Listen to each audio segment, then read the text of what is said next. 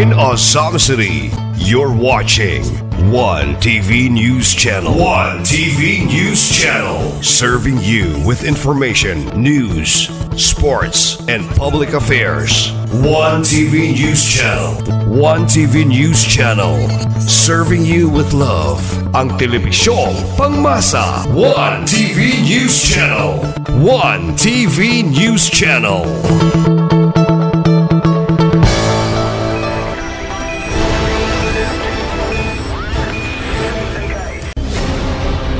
One TV special report.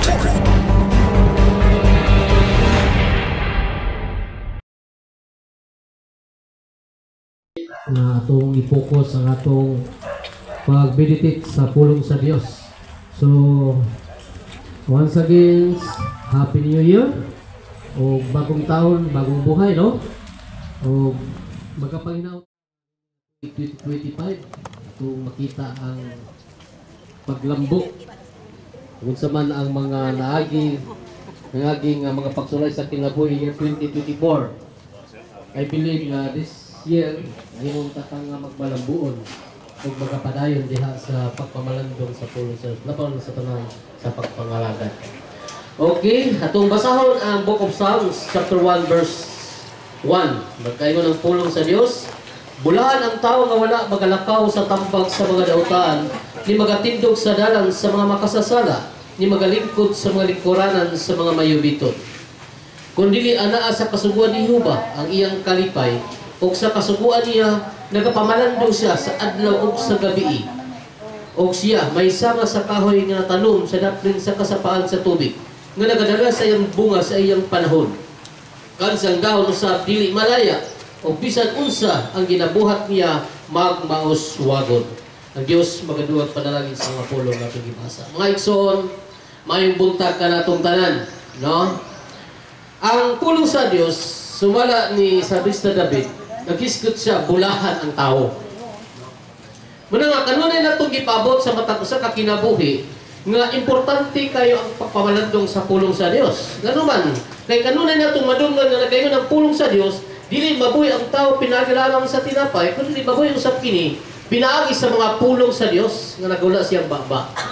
Una nga this month, no, unang adlaw, unang Lunes niini nga tuig, sa ngalan sa Tadila Ministerial Association, kanunay ginamog giampo, no, mga paningkamot nga ang pulong sa Dios kanunay kini siya maisir diya sa katawhan. Muna ningon ang pulong sa Dios diri prosperity. Ang tao gusto tan mulambo mga kagaisunan, no? Gusto nato nga mulambo ang atong kinabuhi. Muna nag-ingon ang pulong sa Dios dire nga personal meditation. Need gikinahanglan nato ang pagpamalandong sa pulong sa Dios nga man. Tungod kay tao lamang kita sa mata karon unya sa atong kinabuhi. Pwede ta kanunay ta nga magkasala. Muna nga ang pulong sa Dios kanunay siya nagpahinumdum diha sa atong mga kinabuhi. Number 1, nag-iyon ang pulong sa Dios, we need to meditate the Word of God. Kinahanglan mga igsoon nga ato kining pamalandong ang pulong sa Dios. Ngano man usab na ang pulong sa Dios, mo siya ang pagkaon sa atong espirituwal nga kinabuhi. Mag-usa man ang atong pisikal nga kinabuhi kun ang espirituhanon ato nang mapasagdan mga igsoon. Mahimo ka ng useless ang tanan. Ingon siya diri, meditate the Word of God's devotion. Ang pulong devotion makaigsunan, kadaghanan buhaton kini sayo sa kabuntagon. Magaampo, magapamalandong kung unsa naman ang iyang relasyon ya sa Ginoo. Uban sa mga pag-ampo, uban sa mga pagpasalamat kung unsa ang imong nadawat. Muna nakikinahanglan to ang devotion. God's Word, ang pulong sa Dios, nag-discuss siya. Ingon ang pulong sa Dios, kung dili ana sa kasaguan ni Huba ang iyang kalipay. O sa kasaguan niya, magapamalandong siya sa adlaw ug sa gabi. Ang tanong, pangutana sa itong kinabuhi, nakahimo ba ta sa pagpamalandong sa iyang mga pulong? Siguro dili tanan, no? Pero mas nindot yun kung kita makapamalandog siya adlaw ug sa gabi. Ang gibuhat ni Salmista David, nakapamalandog siya sa pulong sa Dios. Una nga we need, no, ang pagpamalandog nini. Number 2, isutan niya, meditate God's promise. Atong pamalandungan kung unsa ang gisaad sa Dios diha sa atong kinabuhi. Meditate God's promise. Daghang kay mga promises mga igsoon nga gi-offer ni Jesus sa atong kinabuhi. Daghang kayo una sa tanan we have salvation. Ang kasiguruan sa atong kalat. Then everything ang tanang mga butang nga naa nato karon, pati ng hangin mga kaigsunan, nakabalota nga gikan sa Dios. No? Nakaibalota nga gikan sa Dios. Muna nga makapabalandong ta. Kung unsa lang yun ang kabubuton sa Diyos, kung unsa ang mga saad sa Diyos sa atong kinabuhi. Ang saad sa Diyos, mga igsoon, sa atong kinabuhi, walay katapusan ng mga promises. Gihatag sa Diyos sa atong mga kinabuhi. Ano man, tungkol kay nakita sa Diyos, we need yung kikinahanglan ka na sa tao. But, ningon ang pulong sa Diyos dire. Meditate God's love and meditates wonderful works of God. Mga kahibulungan nga buhat sa Diyos sa atong kinabuhi, mga kaigsunan. I believe kung kitang tanan makapabalanong ta, ano na yung mga panahon nga makasinati lang kay Suna nga, wow, pagkanindot kayo ang buhat sa Diyos akong kinabuhi. Malipay na ba ito mga igsoon kung makabatuntag ng kwarta? Mga wealth? But especially, malipay ta kung ato physically na ata sa kitawag nga condition. Diba? So, meditate God's love siya. Papamalandong. No? Kanang gugma nga gi-offer sa Dios diha sa imong kinabuhi sa atong tanangon. Gi-offer sa Dios ay iyang gugma nga diin ang gugma sa Dios walay pagkakupas. Munay gugma igsuon nga walay paglubad nga gikan sa Dios. Godliness or benefits of personal meditation. Unsa man ang benepisyo diha sa imong pagpamalandong personal nga pagpamalandong. Ang tao nga magahula-hula siya or gitawag na itong kanunay siya nga nagpapalandong sa pulong sa Diyos mga kaigsunan. Hatagan siya sa Diyos o kalinaw sa iyang kinabuhi. Kanang tao bitang kami ng pul, mapasalamaton, nagpapamalandong siya, kanunay siya nagatuon sa pulong sa Diyos, nakita na sa Diyos mga igsoon, o ang Diyos maghahatag o kalinaw diya sa iyang kinabuhi. Bisan pobre ta igsoon kung na ang Diyos sa uban ka nato, hatagan ta diyang kalinaw. Magmalipayon ka sa imong kinabuhi. Nga naman, na ang Diyos kanunay nagalantaw ni ini. To deeper our relationship. Kinahanglan nato ipalalo mga kaigsunan ng atong relasyon. Kung ang atong relasyon sa atong pamilya mas closer pa kahit mas more nga atong ipalalong pa nga atong relasyon ngadto sa Dios. Kumusta naman ang atong relasyon ka sa Ginoo mga kaigsunan? Diri sa kalibutan to makita ang relasyon nato, no? For temporary lang na siya. Pagmahal sa atong pamilya, sa atong maigsoon, no? But ang pagmamahal sa Dios, relationship nato sa Dios, kinahanglan ato paging ipalalom. Ngano man, kay mo ni gusto sa Dios nga makita niya kung unsa ka kamatinud-anon ngadto kaniya. Relationship. To prepare the greater services. Pagpanganda mga kaigsunan diya sa dako nga pagpangalagan. No? Wala may gusto ang Diyos mga kaigsunan nga ang tao nga manginunta nga, sige, kanya-kanya mantag ka ng sikta. Yes, tinuod na. But wala ginigil ang Diyos nga, ayaw pagpangalagan igsoon ako. Ayaw pagpangalagan ako, wala ginigil ang Diyos. Dingil ang pulong sa Diyos yan, yun siya dinay, abato pa niya, to prepare the greater services. Magpangalagan mga kaigsunan muna importante sa atong kinabuhi. Dahil strength in Christian living, atong likonon ang atong Kristohanong pagkinabuhi. Muna gusto sa Diyos nga makita nato, no? Likonon nato atong Kristohanong nga pagkinabuhi. Siya, to have direction in life. Na naman tuhon kay maghatag sa kinsatong direksyon sa atong kinabuhi. Kaya kung di ginato mapalikon ang atong Kristohanong pagkinabuhi sa kalibutan, makaigsunan, ang pulong sa Diyos, we can do nothing. Wala yung kay mahimog kung unsa na unya ang kaparusahan ng mabot sa itong kinabuhi. Alam ninyo, ang Book of Hebrews chapter 12 verse 7 to 8, nakisgot siya about of discipline sa usak anak. Kung kita karon mga anak ta ng Diyos, kung magkasala ka, I believe, aduna joy, silot, no? Or parusa. So, yun ang pulong sa dalas, to have direction in life. Isa, strength, Christian living, atong ligon, atong kasanong pagkinabuhi, to have direction in life. Maghatag siya og maayong direksyon diha sa imong kinabuhi igsoon. But we need the Word of God. Who is the God? Is Jesus. Ang pulong sa Dios mo ang tinapay sa atong mga kalat. Kalat mo na to. Mula nga every Monday atong paningkamutan uban sa mga pag-ampo nga ang pulong sa Dios kanunay siya nga buhi makapaabot ngadto sa matag nagapatalimbog nini kay ang pulong sa Dios mo'y kalat mo na to. Walay mahimo ang tao kung wala ang pulong sa Dios, kung wala si Jesus sa atong kinabuhi. Once again, good morning. Hoping nga kini nga pulong magahatag kini og pagpamalandog sa batog sa kanato. Mahimo lamang kita magsuod og magpalabuon. Prosperity o kanay atong gikinghangan sa atong kinabuhi. Mulambo man sa atong pisikal nga pagkinabuhi, mas more unta nga mulambo po ang atong espirituhanon nga pagkinabuhi. Ang Dios magapanalangin sa mga pulong nga atong karong Diyosahan. Daghang salamat sa pagpamilya.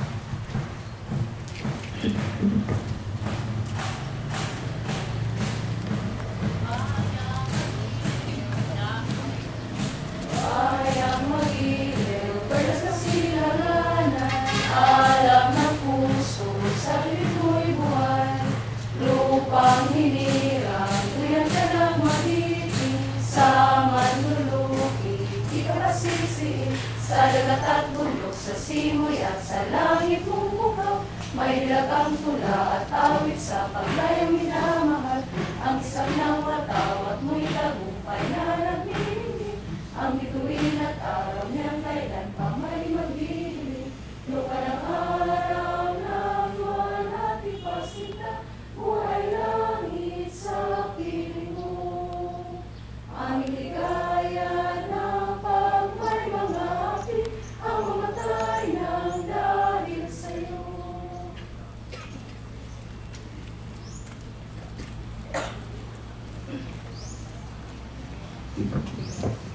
Taas ang kanang kamay at sabay-sabay na tinig sa siro panunupalin ng Cordayan.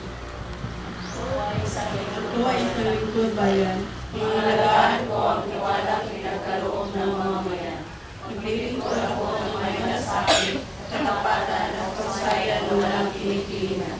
Magiging mabuting halimbawa ako at pagbibigay ng pag-asa at inspirasyon sa aking kapwa lingkod bayan. Didininahin ko ang aking sariling kakayahan upang sa lahat ng panahon ay magpapigulat ko ng buong kausayan ang sambayanan. Ibigay ako magkikipahagi sa mga katulian sa pamanahan. Ipigilan at siwalat ko ito sa pamamagitan ng tama at angkot ng mga pamamaraan. Isa sa buhay ko ang isang lingkod bayan maka-Diyos, makatao, ang lalakasan at pagmasa. Tutugon ako sa mga hamon ng pagbabago panahon, tungo sa hinahin ng matatag, maginhawa at panatag na buhay. Sa mga tukuling ang haring ito, kasiyahan nawa ako ng Ang Dodela. ang dolera bulahan na lungsod, sari-sari esot, silen, lunasad yun ay na paraiso, tingin na sa mga saan, ang katawan ilikod-likod man, kay lapalang na dagatan, kasakan o kamatan, mula sa kanitasan, malit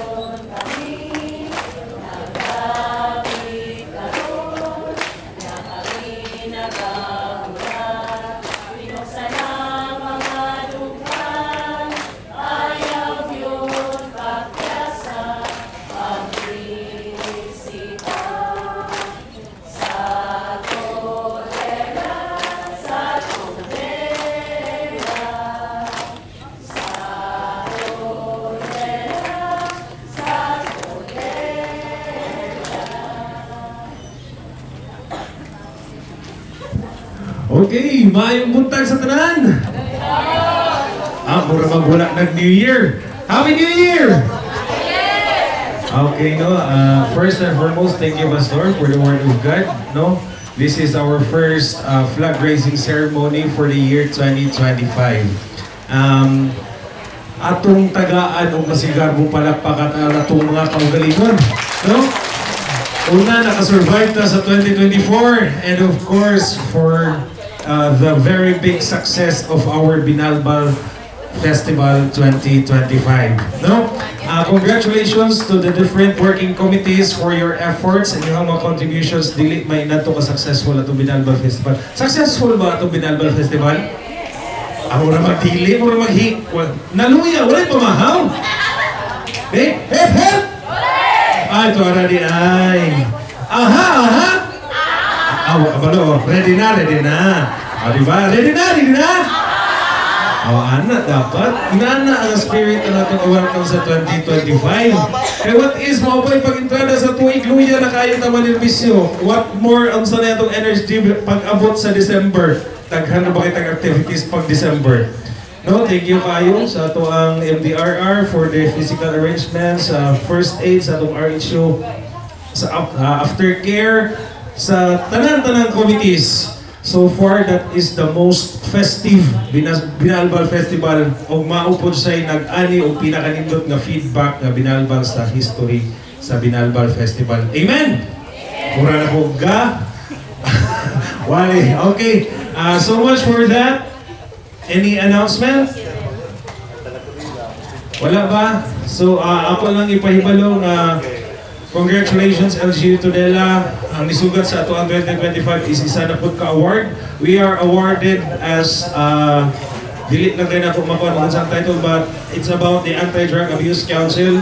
We are awarded sa region this coming January 9. No?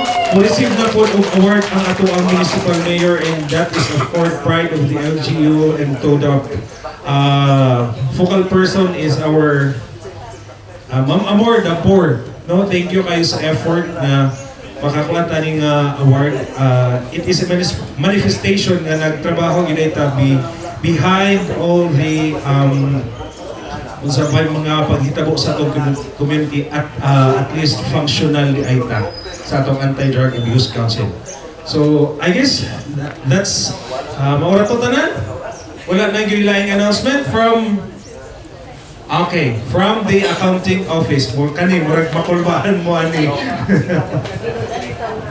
Dili na. Good morning, tanan. This is just a sort of reminder. Magsira na taog libro. All boxers, ready na. Kung na-control na, mo dawat na may payable. And the most is, ang inyong liquidation palihog. Kaya ma-findings yun yata, dapat patag ang reporting system.